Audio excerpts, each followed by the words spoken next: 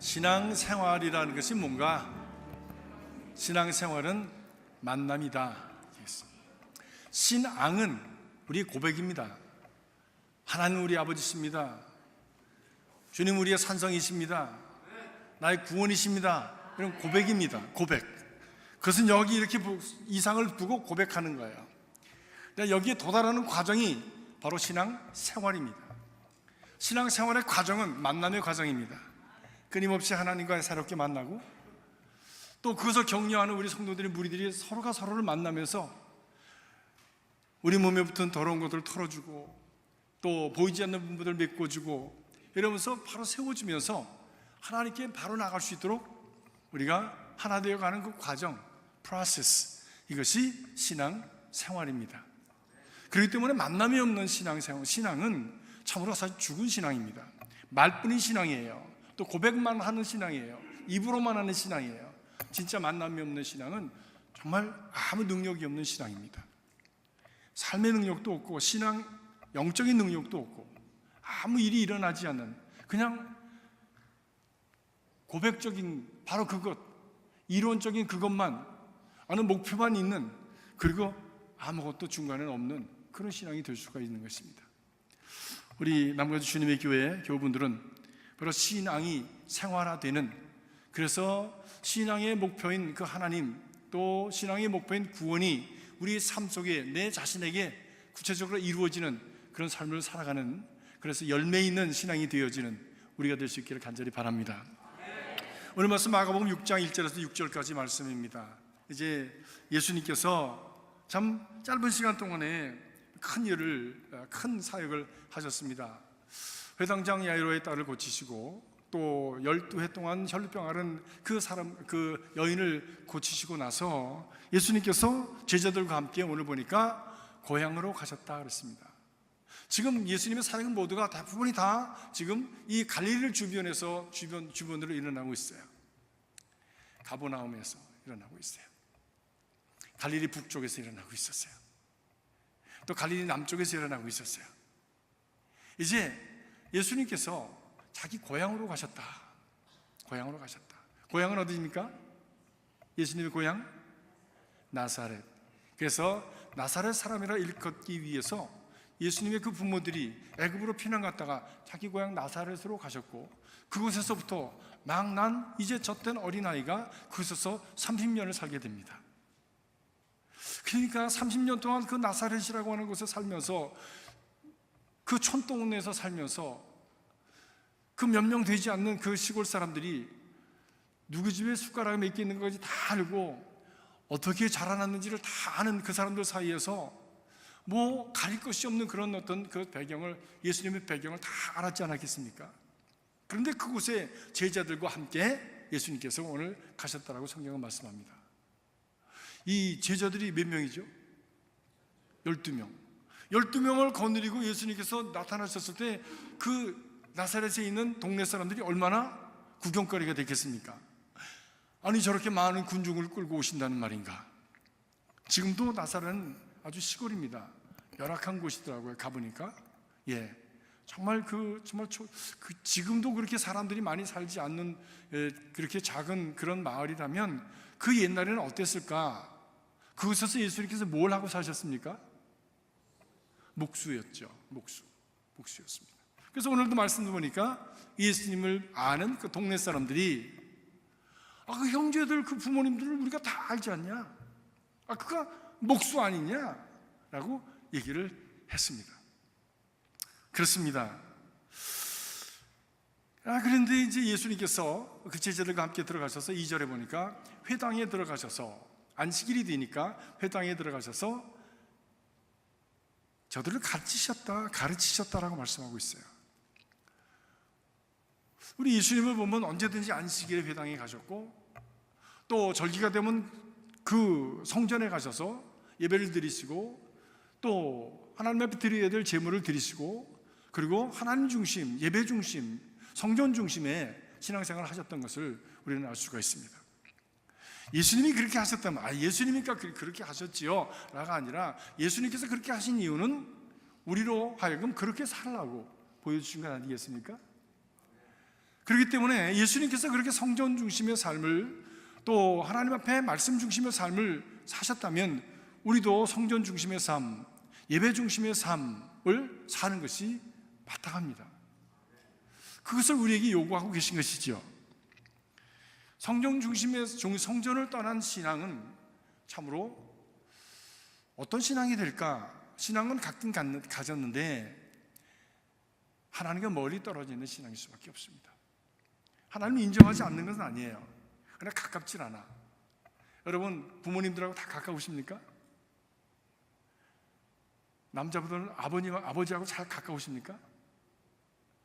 여자분들 어머니하고 다 가까우십니까? 물론 친구들처럼 여자들은 참 신기하더라고. 뭐 이렇게 자라가지고 어렸을 때는 부모의 그 좀 슬화 속에서 이렇게 자라나는데 사춘기가 되면 막 반항하잖아요.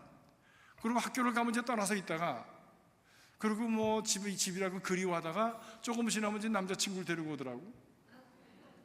그래서 시집간다고 시집가가지고 아기 낳고 나면 이상하게 여인으로 변해. 그래서 엄마의 처지를 이해를 해. 그래서 엄마랑 아주 좋은 친구가 되더라고요. 같은 여자로서의 친구. 근데 남자들은, 아들들은 말이에요, 여전히 저기 있어. 여전히 저기 다녀. 그래서 남자들 아버지들이 대부분 한 얘기가, 에휴, 아들 녀석들 다 소용도 없어. 있어도 뭐 전화도 한 통도 안 하고 뭐 이거 뭐라고 다니지도 몰라요. 이런 집안이 많더라고. 이런 집안이 많아. 아버지하고 늘 이렇게 거리가 있어요. 거리가 있어요. 아버지 봐도 신아, 속에 무슨 일이 일어난지를 몰라. 대화하기가 참 거북스럽고 힘들어. 그런 자녀들이, 그런 부자지간의 관계가 많이 있지 않습니까? 하나님과의 관계도 그런 것 같아요. 아버지는 아버지인데 멀어. 어떻게 해야 가까워집니까? 자주 만나야지. 제가 아는 분 하나가 참 너무 일찍 결혼을 해가지고 처음에 알콩달콩 살다가 너무 일찍 결혼하니까 세월이 가면서 생각이 바뀌고 가치관이 바뀌니까, 그 젊었을 때, 어렸을 때 그렇게 좋아하고 이뻐 보이던 이 부인이 또 그렇게 멋있어 보이던 남편이 별로 그렇게 멋있어 보이지 않게 됐나 봐. 그래가지고 30이 좀 넘어가지고 그만 이렇게 헤어졌습니다. 그것 때문에 자기 자신도 너무너무 힘들었고요. 또 그 자녀들도 그 가운데서 너무너무 힘들었어. 엄마와 아버지 사이에서의 관계, 그 가운데서 양다리를 걸쳐야 되는 아이들의 그 마음, 너무너무 힘들었던 거예요. 내 아버지가 굉장히 똑똑한 사람이야. 부인은 이제 다른 남자를 만나서 결혼을 했고, 그러다 보니까 그냥 그렇게 지나다가 남편도 새 부인을 얻어서 결혼을 했어요. 참 좋은 분하고 결혼을 했어요. 그래서 아이들을 잘 받아주고 새 부인이. 그리고 이 아버지가 아무리 생각해도 자네들하고 관계를 이제 다시 회복을 해야 되는데 이거 어떻게 해야 되는가라고 하는 고민을 많이 하면서 우선 자주 전화했어. 아버지가 먼저. 자식이 아버지한테 전화를 이렇게 쉽게 합니까? 그러니까 아버지가 매일 그냥 괜히 전화하는 거야. How are you? I'm fine. I miss you. 대답이 없어. 그래도 I love you. I'll call you back. 또 끊고.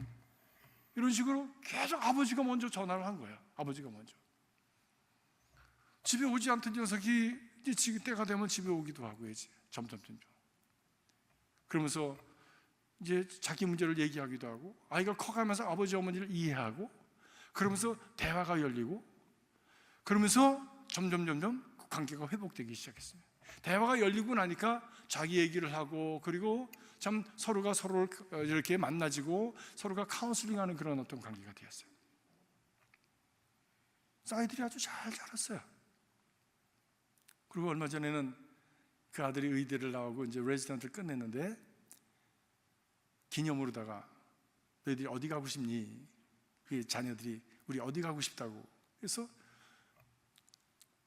그 가족 전체가 아이들이 원하는 곳에 그렇게 여행을 가서 아주 신바람하게 놀고선 아주 너무너무 아주 해피한 그런 모습으로 회복되고, 그리고 많은 대화를 나누면서 걸으면서, 가능한 한 이번 여행은 우리가 차 타지 말고 걸어 다니자, 이렇게 하고선 계속 걸으면서 얘기하고 만나지고, 그래서 관계가 아주 너무너무 좋아졌다고, 그런 고백을 해 와서 글을 읽었습니다. 그렇습니다. 우리 신앙생활도 마찬가지다. 하나님을 아버지라고 고백하고, 그리고 그 아버지와 긴밀한 관계를 갖기 위해서는 그분하고 자주 만나지 않으면 우리가 긴밀한 관계를 가질 길이 없지요. 그것이 만남의, 그것이 관계의 시크릿 아니겠습니까? 시크릿.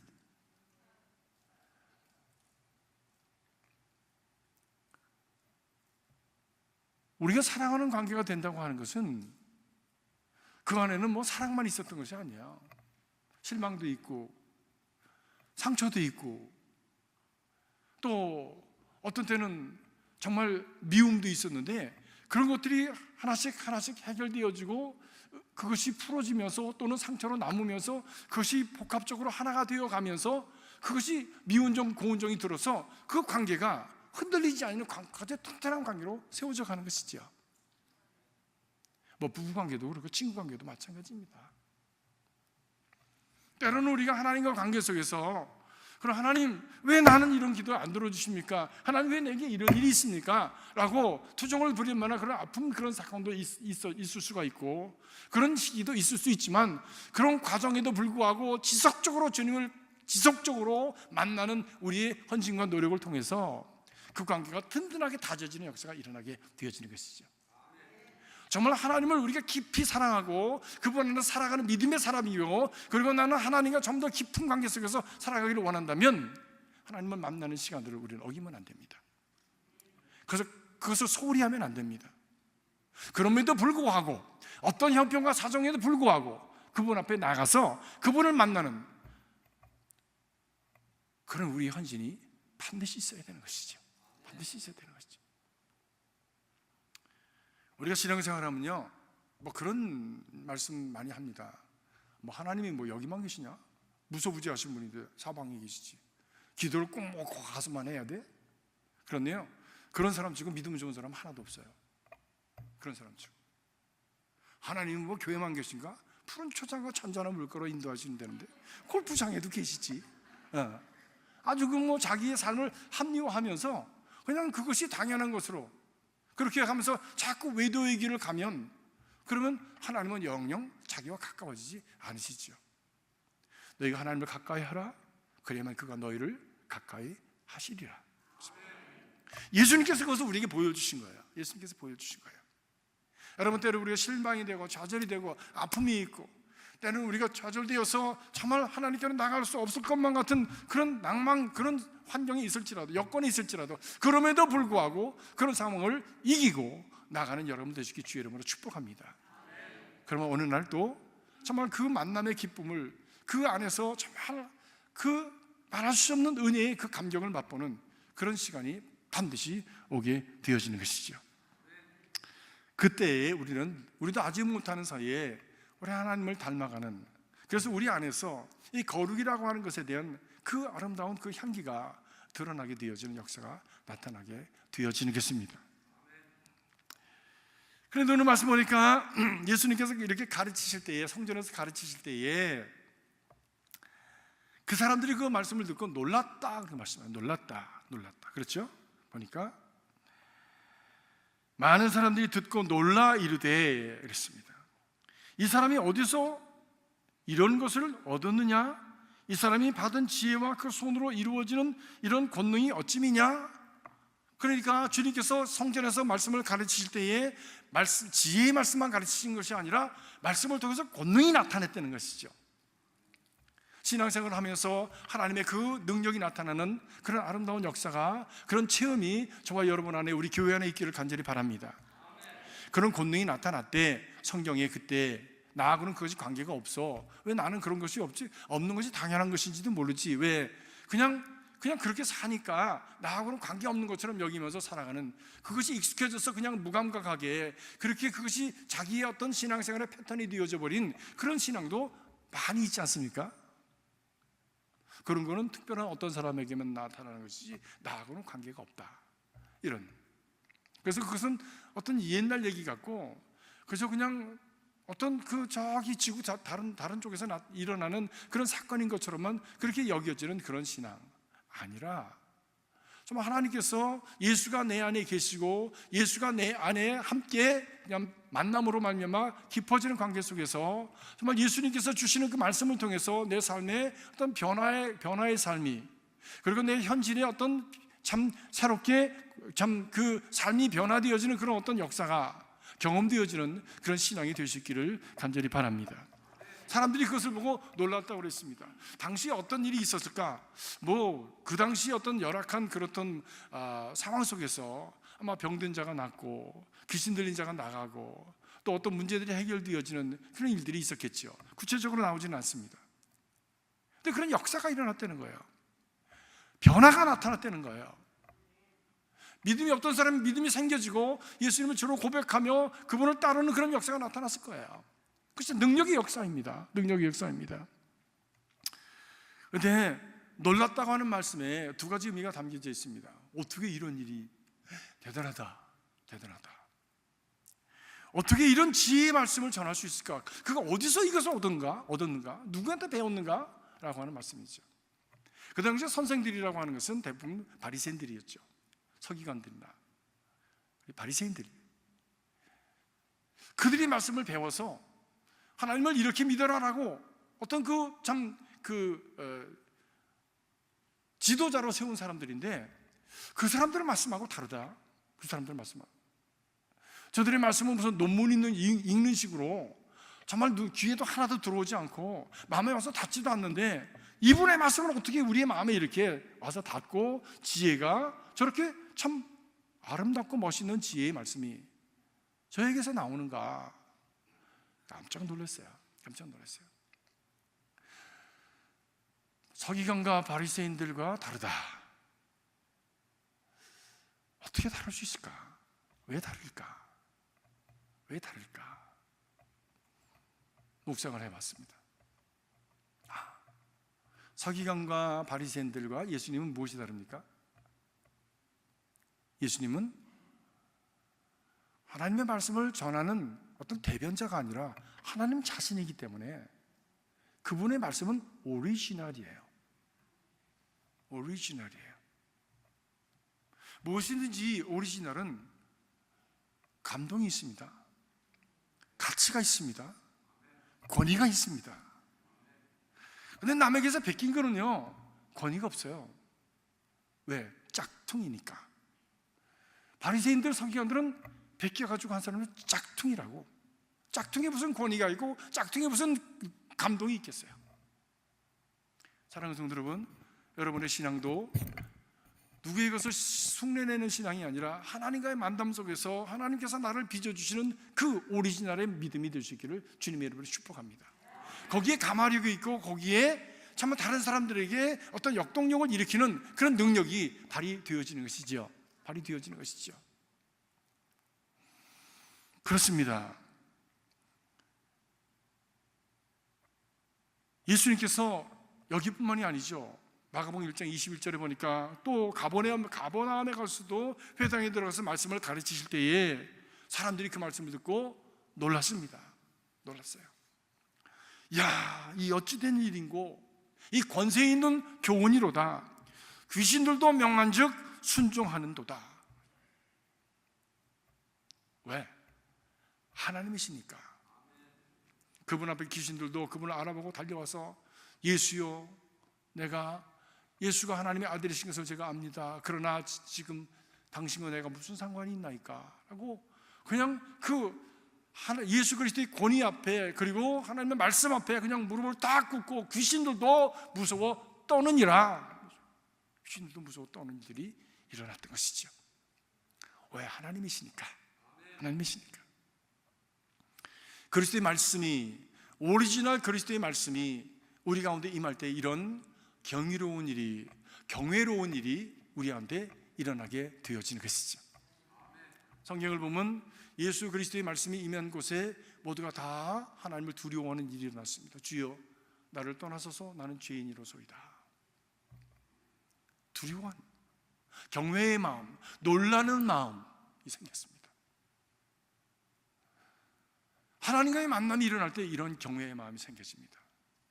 근데 하나님과의 만남의 역사가 없이 그냥 남 하는 거 보고 이렇게 하고, 그리고 그냥 이렇게 주어진 그런 어떤 여건 속에서 그냥 습관적으로 하는 데는 경외심이라는 건 없습니다. 그래서 함부로 막 합니다. 함부로 합니다. 버릇없는 아이처럼 함부로 합니다. 제가 신앙생활, 성도들의 신앙생활 이렇게 보면요, 그렇더라고. 정말 하나님을 만난 사람들은 하나님을 두려워할 줄 알아요. 놀라움과 두려움과 그리고 하나님에 대한 어떤 경외심을 가지고, 그리고 함부로 하지 아니하고 그분의 최대 가치를, 그리고 그분을 최선으로 섬기기 위해서 모든 정성을 다 드립니다. 그런데 그런 체험이 없는 사람들은요, 함부로 합니다. 자기 마음대로 해. 자기 마음대로 한다는 것은 뭐 그냥 자기가 생각하는 대로 한다는 얘기예요. 자기 원하는 대로 한다는 얘기예요. 하나님과 관계없는 자기에게 좋은 대로 행한다는 거예요. 이것이 다르더라고요. 저는 우리 교회에 속해져 있는 성도들이 그런 모습으로 교회에 나오게 되었다고 할지라도 하나님을 경외할 줄 아는 신앙의 선배들 바라보면서, 또 말씀을 통해서, 그리고 하나님의 말씀이 오리지널이 그의 심령에 임하여서 그들의 삶 속에 진정 그들의 영혼 속에 변화가, 역사가 일어나고, 그리고 하나님을 두려워하는 마음으로 그분을 인정하고, 그분을 항상 인정함으로 말미암아 하나님의 인도하심을 경험하는, 변화의 역사를, 능력을 경험하는 그런 신앙이 되시기를 간절히 소원합니다. 이것이 저들에게 놀람의 첫 번째 놀람이었어요. 두 번째 놀람은 무엇이냐? 저거 목수 아들 아니야? 그런데 어떻게 저럴 수가 있어? 자기의 기대치하고 너무 다르니까 놀라버린 거예요. 자기의 기대치하고 너무 달라버린 거예요. 아니, 별거 아닌 줄 알았는데 실력 있네, 이런 거죠. 목수 아들 아니야? 그 형제들 우리가 야고보, 요한 뭐 다 우리가 다 아는데, 마리아와 요새 아버지 어머니까지 다 아는데, 저가 도대체 그 집안에서 어떻게 저런 아들이 나왔을까? 신기하다, 놀랍다 라고 하는 말씀입니다. 그러고서는 예수님께서 말씀을 전하고, 그리고 신적인 능력을 가지고 저들에게 접근하셨지만 저들에게는 별 일이 일어나지 않았다는 겁니다. 우리는 여기에 굉장한 신앙적인 능력 있는 신앙생활의 비밀을 여기서 찾을 수가 있어요. 그것이 뭐냐? 저들이 예수님에 대해서 편견을 가지고, 기존적인 고정관념을 가지고 자기의 아집대로 예수를 대함으로 말미암아 저들에게는 아무 일이 일어나지 않았다. 아무 일이 일어나지 않았다. 저들이 아는 예수와 그리스도는 다르죠. 예수는 지금 어렸을 때는 예수로 오셨지만, 저들에게 지금 제자들을 데리고 공생의 3년을 다니시면서 그 고향 나사렛에 가신 예수는 옛날에 어린아이 예수가 아니라 그리스도 예수이십니다. 구원자로 오신 예수예요. 그런데 그 구원자로 오신 예수에 대한 어떤 깨우침도 경외심도 그리고 리스펙트도 없는 가운데 예수님은 아무 일도 행하실 수가 없었다는 겁니다. 그렇습니다. 아무리 좋은 것을 가지고 가도요, 그것에 대한 리스펙트가 없으면 아무것도 이루어질 수가 없습니다. 부모가 아무리 자녀에게 좋은 것을 주고자 원해도 부모를 신뢰하지 아니하고 그것을 받지 않으면 줄 수가 없어. 그렇지 않습니까? 우리가 자녀를 기르면서 얼마나 많이 경험을 합니까? 저도 뭐 자녀를 기르면서 우리 아이들 열심히 가르치려고 애를 썼어요. 내가 피아노를 못했기 때문에 우리 아이들은 그래 피아노를 열심히 가르치려고 했어.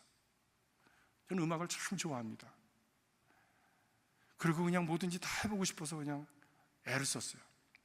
그래서 짜투리로 조금씩은 다 해. 요만큼씩은 다 해. 피리도 불고 나팔도 불고 뭐 아무튼 뭐 피아노도 조금 치고요, 뭐 기타도 치고요, 뭐 아무튼 참 짜투리, 그냥 이게 뭐 짜투리, 아무튼 어디 가도 제대로 쓸데없는 짜투리.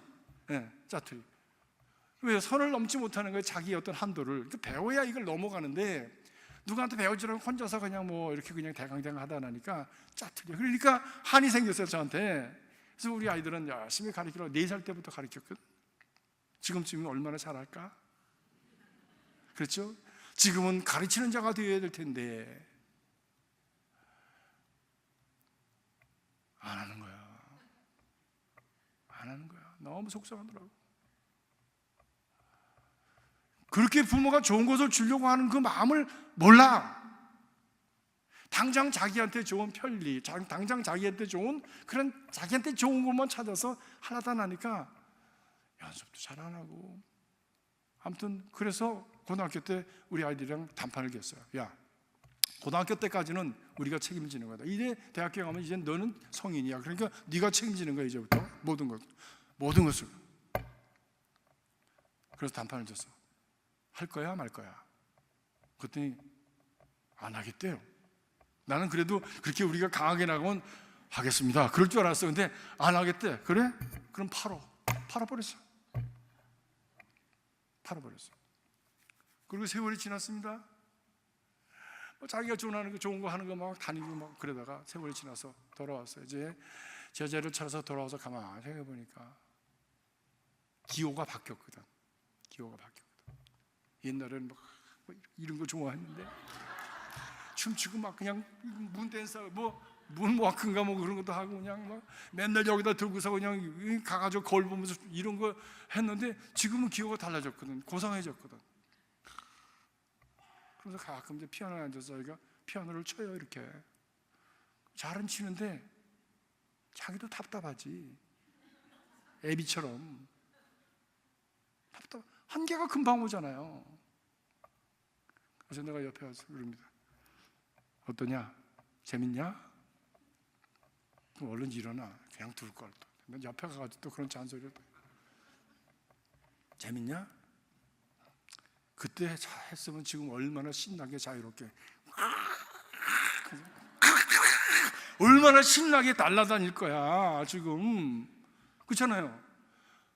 저는 먼저 그걸 봤잖아요. 그렇잖아요. 그래서 그걸 자녀에게 주려고 하는데 안 받아. 신앙도 마찬가지예요. 하나님 우리에게 가장 좋은 것을 주시기를 부르신데 내 옳은 대로 가겠다는 거야. 내 옳은 대로, 내 좋은 대로 가겠다는 거예요. 그걸 뭐라고 그럽니까? 가장 대표적인 언어로는 불순종이고, 조금 더 거기서 우리가 이해하기 쉽도록 한다 그러면 고집이고, 그죠? 아집이고, 자기 이기심이고, 편견이고, disrespect, 하나님의 선하심을 신뢰하지 않는 불신입니다. 그래서 성경은 말해요. 그래서 성경은 분명히 우리가 말씀하고 있습니다.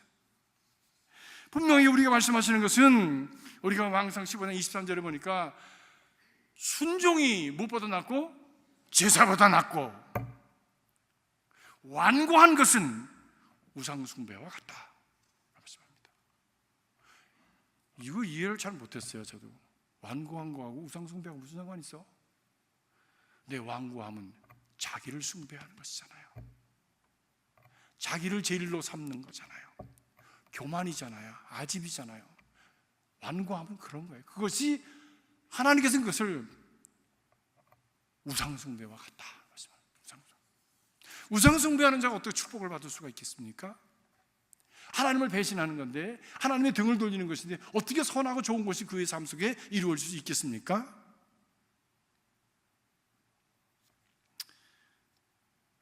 그렇습니다. 오늘 말씀 보니까 예수님께서 좋은 것을 가지고 그 마을에 가셨는데 저들이 완고해서 받아들이질 않는 거야. 완고해서 편견 때문에 완고함이 생긴 거예요. 예수? 다 알잖아. 저거 어떻게 저길 봤어? 여러분, 내가 가지고 있는 지식과 내가 가지고 있는 어떤 주관, 이것보다 더 중요한 것이 있습니다. 그것이 하나님의 말씀이고 하나님의 그 질서입니다. 우리 신앙생활에는 그것을 우선순위로 해야 되는 거예요. 그것을 무시하고서는, 그 하나님의 그 질서를 무시하고서는 우리에게 선한 것이, 좋은 것이 주어질 수 없습니다. 전에 있던 교회 오래됐어요. 벌써 교회에서 신학생을 내서 중학교, 고등학교, 대학교를 졸업하고 이제 신학교를 가게 돼서 학교에서 이제 풀 스칼라십을 줘가지고 풀러에서 공부를 다 했습니다. 뭐 몇백 불 주는 것도 좋지만 할 수 있으면 큰 마음 가지고 신학생들 풀 스칼라십 줘서 길러낼 수 있는 그런 교회가 됐으면 참 좋겠어요. 네. 그 교회는 많은 신학생을 그렇게 해서 길러서 이제 훌륭한 목회자로 지금 다 길러내면 어디서 목회자 할 거 아니에요. 하나님의 교회는 다 하나인데, 그렇지 않습니까? 네. 우리 교회 오지 않는다고 해서 그 사람이 하나님의 목자, 하나님의 그 종이 아닌 게 아닌데. 근데 이제 그 사람들이 하다가 떠났어. 중학교도 하고 주일학교도 보고 그러다가 했을 거 아닙니까? 떠났는데 그들이 떠나고 나서 유수 전도사를 구하기가 너무 힘든 거예요. 하와이는 또 신학교가 없어. 너무 힘든 거예요. 그래서 부모들이 돌아가면서 하니까 이게 뭐 정말 힘들잖아요. 그 얘기가 우리 청년, 이제 신학교 간 청년한테 귀에 들렸어요. 그들이 신학교 2학년 됐는데, 1년 지나고 2학년째 됐는데 전화가 왔어요. 목사님, 그렇게 유수 전도사를 구하기가 어렵다는데 제가 가겠습니다. 그러더라고요. 너 학교 공부하잖아. 그랬더니 교회에서 받은 빚이 사랑이 얼마나 큰데 제가 그 얘기를 자꾸 들으니까 자기가 있을 수가 없고, 기도하면 자꾸 하나님께서 그렇게 가라고 그렇게 마음을 주셔서 제가 가겠습니다. 그러더라고요. 그래? 그러면 한 학기만 왔다 가. 그래서 한 학교 쉬고 왔어요. 왔는데 결국엔 2년 있었어요. 2년 있었어요. 교회 와서 2년 사역을 하고 아주 훌륭한 지금 목사가 미국 교회에 가서 목회를 합니다. 근데 이제 집을 떠났다가 1년 떠났다가 2년째 돼서 온 거 아니에요. 그 가족들이 다 교회에 나오는데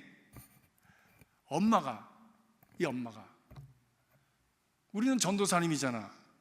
전도사님이죠? 교회 유수 전도사님이죠. 전도사님인데 사람들 다 있고 애들 다 있면서 야 누구야? 그러고 부르는 거야. 예배 끝나고 나오면 되게 듣기 싫더라고요. 그래서 몇 주간 그렇게 보다가 제가 어머니를 불렀어요. 권사님, 제 사무실로 잠깐 들어오세요. 들어왔어요. 권사님, 아무개가 우리 권사님 따님인 것은 확실합니다. 근데 그건 집에 가서 그렇게 부르시고 우리 교회에서는 전도사님이에요. 그러니까 그냥 전도사님이라고 부르는 것이 불편하면 앞에다 이름 붙이고 말자 전도사님 이렇게 부르든지 전도사님이라고 꼭 하세요. 왜냐하면 그것은 권사님 자신을 위해서도 그렇고 권사님 자신의 신앙을 위해서도 그렇고 우리 교회를 위해서도 그렇습니다. 공동체, 전체의 공동체의 지도자로 우리가 세웠어요. 근데 누구야 아무개나 막 불러대고 뭐 옛날 그냥 어릴 때 지냈던 처럼 막 불러대면 권위가 막 부서질 거 아닙니까? 권위가 막 부서지는데 그 권위를 가지고 어떻게 아이들을 먹이고 어떻게 교인들을 대할 수가 있겠어요? 그건 잘못된 겁니다. 앞으로 절대 그렇게 하지 말아 주십시오. 부탁드리겠습니다. 그랬더니 그분이 참 마음이 굉장히 teachable heart. 여러분 완고한 마음이 있고 teachable heart가 있어요. 완고한 마음은 길바닥 같은 마음입니다. 그런 마음에는 잘하지 않잖아요. 그런데 목회자가 진심을 가지고 얘기하니까 그렇군요. 미처 몰랐습니다. 라고 깨닫고 그것을 수용해서 그 다음서부터는 정말 자기 딸한테 누구 전도사라고 부르더라고. 얼마나 감사한지 몰라요. 그러니까 2년 동안 또 있을 마음을 가졌지. 맨날 집안에서부터 막 긁어내려가지고 그 권위를 부시고 그리고 그냥 그 발을 디디려고 그러면 그 그냥 이상하게 해가지고 막 다 그냥 가는 길을 갖다 뒤집어 엎어버렸으면 어떻게 그 몇 년을 더 있을 수 있겠어요? 여러분 우리 교회도 마찬가지입니다. 세우신 하나님의 종들이라고 하지 않습니까? 나이가 많든 적든, 여러분 자신이 개인적으로 보기에 그분들이 자격이 있어 보이든 없어 보이든 예수가 아니라 구원의 역사를 위해서, 하나님 성령의 역사를 위해서, 말씀의 역사를 위해서 하나님께서 세우신 분들이에요. 저도 함부로 하지 않습니다. 저도 함부로 하지 않습니다. 다 나보다 나이가 어려요, 우리 전사님 목사님들이. 그래도 나는 함부로 하지 않아요. 반말하지 않습니다.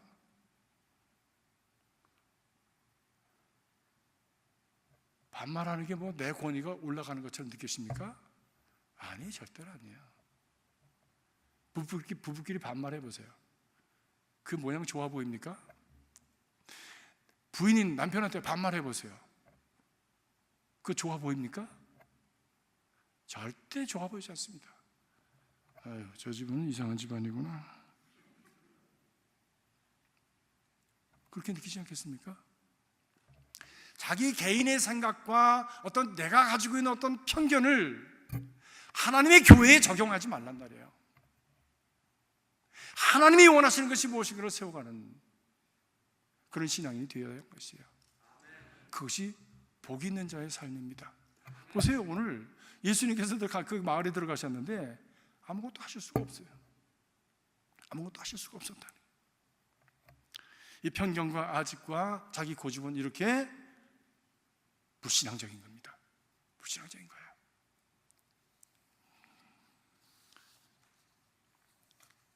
그런 의미에서 우리는 좀 발상의 전환을 해야 됩니다. 지금까지 안 해보던 것, 지금까지 생각하지 않았던 방향으로 내 생각을 이렇게 전환시키는 훈련을 자꾸만 해야 됩니다. 근데 방향이 아무데로나 하는 것이 아니라 말씀으로 생각하고 말씀의 방향으로 하지 않았던 것을 나를 좀 내려놓고 하나님의 말씀 중심으로, 말씀 방향으로 전환하는 거예요, 생각을. 우리 언어를 전환하는 거예요. 그것이 우리 신앙의 속에 있어서는 발상의 전환이지요. 이 발상의 전환은 어떤 신선함이 있습니다. 그리고 어떤 역사를 일으킵니다. 여러분, 피카소라고 하는 작가를 잘 아시겠지만 그 피카소가 한 거는 뭐든지 다 비싸죠. 여러분 집에 혹시 피카소 작품 가지고 계신 분 계십니까? 저는 뭐 카피는 있어요. 사진은 있어. 그래도 그걸 사진이라도 함부로 할 수가 없어. 왜? 너무 귀한 거기 때문에. 귀한 거니까. 이거 피카소가 안목이 탁월한 사람이죠. 남들이 보지 못하는 걸 보는 거예요. 남들이 감히 시도하지 못하는 걸 시도하는 거예요. 그래서 그 프로액티브한, 발전적이고 그리고 진보적인 어떤 그런 사상을 그가 담을 수 있는 작품을 만들어내는 거죠. 그분이 만든 작품 중에 볼이라고 하는 작품이 있습니다. 볼, 황소. 그건 어디서 만들었냐면 쓰레기통에서 주운 거 가지고 만들었어. 자전거 안장을 거꾸로 이렇게 놓고 거기다가 자전거 그 운전대 있죠. 핸들을 이렇게 걸어놓고 그걸 갖다가 물이라고 그랬어. 자전거 버린 사람은 되게 아까울 거야, 그거. 자기는 쓸데없어 버렸는데 이 작가의 눈에는 그 사람이 보지 못하는 그런 안목과 그리고 참 그 발상의 전환적인 어떤 그런 사고를 가진 사람의 눈에는 새로운 것이 본 거예요. 그것이 쓰레기가 아트로 변했지요. 쓰레기가 아트로 변한 정도가 아니라 그것은 작품으로 변해가지고 수백만 부를 호가하는 작품이 되었습니다. 이런 발상의 전환은 우리에게 새로운 삶의 장을 열어가게 됩니다. 무엇보다도 신앙인에게 있어서 말씀 중심으로 한번 해보자, 하나님 중심으로 한번 가보자 라고 하는 이런 헌신은 우리에게 새로운 역사를 일으키게 되어지는 것이죠. 오늘 말씀 보니까 3절 마지막에 보니까 나사렛 사람들이 선지자가 예수님께서 예수님이 그들에게 그런 어떤 대우를 받는 그런 입장에서 예수님께서 하신 말씀이 선지자가 고향과 자기 친척과 집 외에서는 존경을 받지 않음이 없느니라. 뭐 번역이 좀 이렇게 막 뒤집어서 막 이렇게 했는데 선지자가 자기 고향 외에는 다 존경을 받는다는 얘기예요. 고향에 와서만 존경을 못 받는다는 얘기죠. 그러면서 그것을 이상하게 여기셨더라. 예수님께서 여러분의 심령에 오셔서 정말 여러분이 환대하기 때문에 예수님이 기뻐하시고 편안해하시고, 그리고 예수님께서 마음껏 말씀하시고 마음껏 예수님의 역사를 일으키실 수 있는 그런 귀한 심령들이 되기를 주님의 이름으로 축복합니다. 오늘의 말씀을 종합하면요, 믿음과 신뢰가 없는 곳에서는 하나님도 어떻게 하실 수가 없다니. 예수님이 가셨는데 아무것도 못하셨어요. 그러니까 하나님이 역사하시는 역사의 그 장은, 필드는 어디냐? 믿음의 현장이지.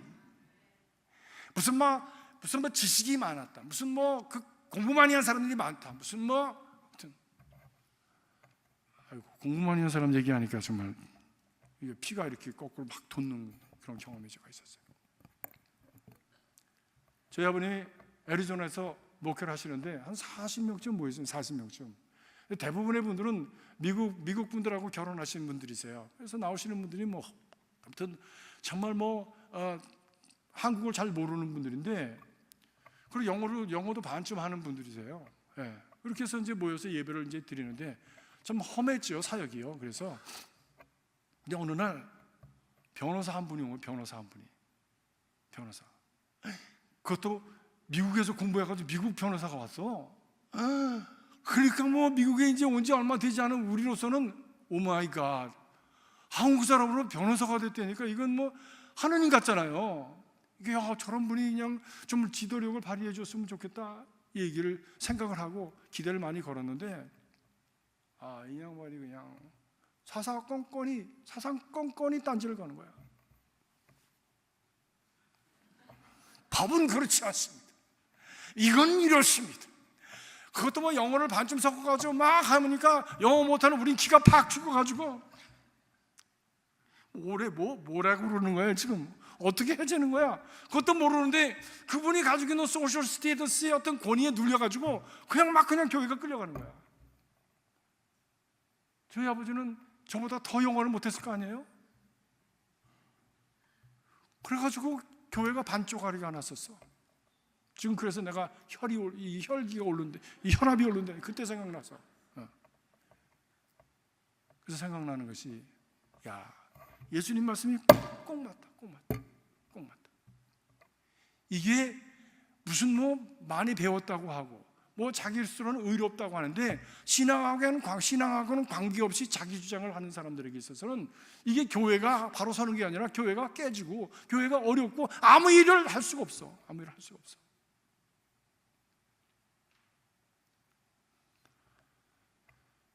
여러분, 교회는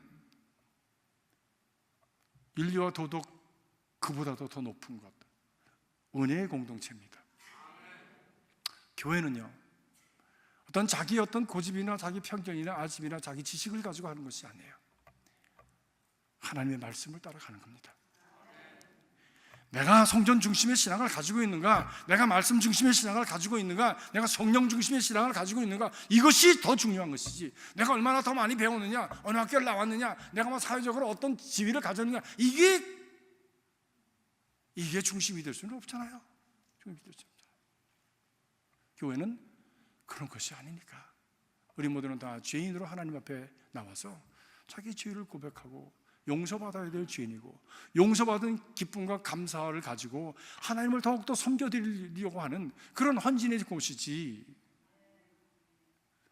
교회는 자기를 주장하는 것이 아닙니다. 그런 것이 지배할 때에 교회는 교회다워질 수가 없어요. 하나님의 은혜가 나타나질 않아. 예수님도 어떻게 하실 수가 없어. 그러니까 그 공동체는 메마른 공동체가 될 수밖에 없고, 그래서 모두가 다 영적으로 피폐한 지경에 떨어지게 됩니다. 참 안타까운 지경에 떨어진 게, 냉랭하고 비판적인 분위기에서는 누가 자기의 최선을 다하기를 원하겠어요? 누가 자기의 최고의 잠재력을 발휘해낼 수가 있겠습니까?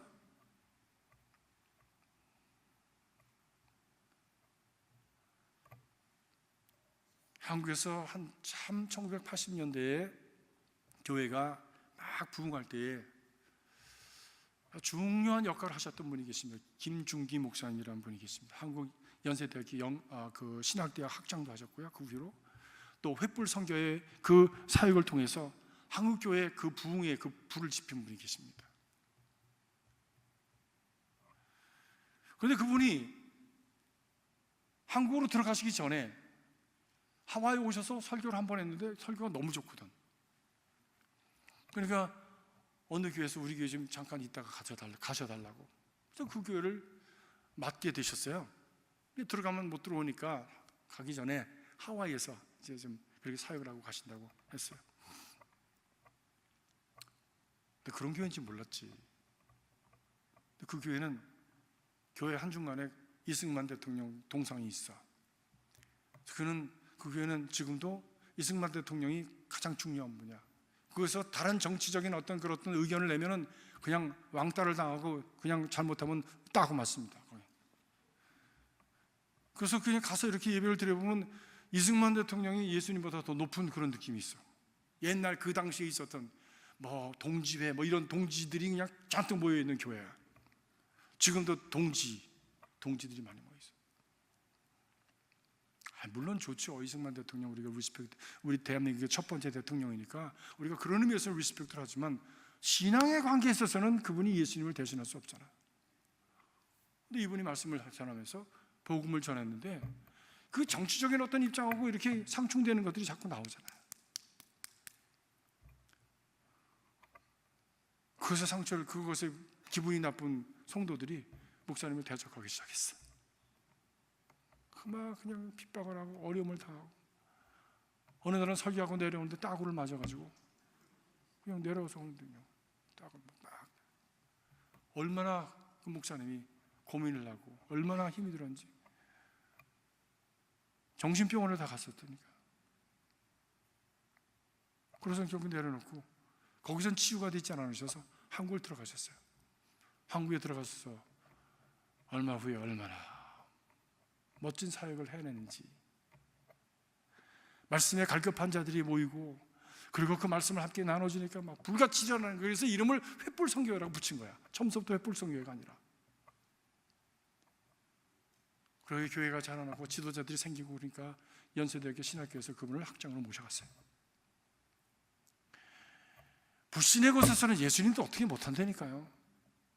역사가 일어나질 않는다니까요. 그래서 믿음의 사람들이 모여야 믿음의 사람들이 지도자가 되어지고 신앙의 사람들이 헌신되어질 때에 거기서 불이 일어나는 거예요. 왜? 교회는 사회적인 집단이 아니니까.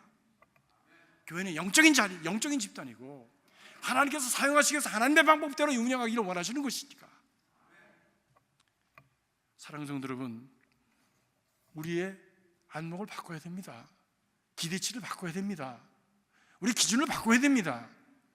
우리 신앙의 그 패러다임 시프트, 발상의 전환을 해야 됩니다.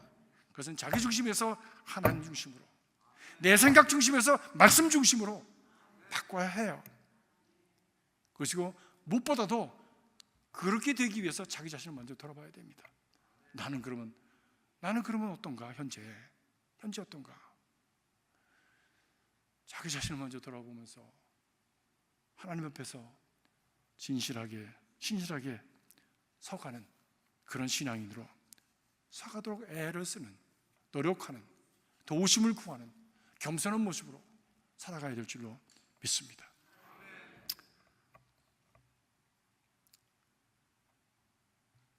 여러분 그런 얘기 들으셨죠? 간디가 영국에서 공부할 때 외국에 나와서 있으니까 얼마나 외롭겠습니까? 힘들겠습니까? 그래서 간디가 교회를 찾아갔대요. 근데 얼굴이 까맣다고 영국 사람들이 쫓아냈어요. 교회에서 배척했어요. 그래서 우울한 마음으로 교회로 올라가는 마당에 사람들은 그 안에서 예배 드리는데 예수 나를 오라 하네, 예수 나를 오라 하네 찬양 부르면서 예배하는데 간디는 쫓겨나가지고 교회 올라가는 층계에 앉아서 고개를 무릎에다 밟고 그렇게 하고 있었답니다. 얼마나 힘들었고 얼마나 처절했겠어요. 근데 어떤 분이 옆에서 오더니 어깨를 툭툭 치면서 당신도 쫓겨났냐고. 나도 쫓겨났다고. 누구십니까? 나는 예수라고 그러더래. 물론 비유적인 말씀이지만 자기 중심적인 그 한계 속에서 벗어나지 못하고 하나님 중심이 아니라 말씀 중심이 아니라 자기 편견에 사로잡혀서 얼굴 까만 사람들은 안 돼! 라고 하는 인종차별적인 그런 그 안에서 자기 신앙생활을 한다고 했던 그 사람들 때문에 우리는 인류 역사상 가장 위대한 영혼 중에 하나인 간디를 잃어버렸습니다. 기독교는 그 편견 때문에, 그 옹고집 때문에, 그 아집 때문에, 자기중심적인 그런 신앙 때문에 잃어버린 거예요. 우리 이제 그것을 버려야 됩니다. 그래야 하나님께서 우리 안에 진정으로 역사하실 수 있습니다. 그래야 하나님의 그 역사가 일어납니다. 기적이 일어납니다. 그래야 성령의 역사가 일어납니다. 어떤 분이 그러더라고. 나도 좀 뜨거워지고 싶다고.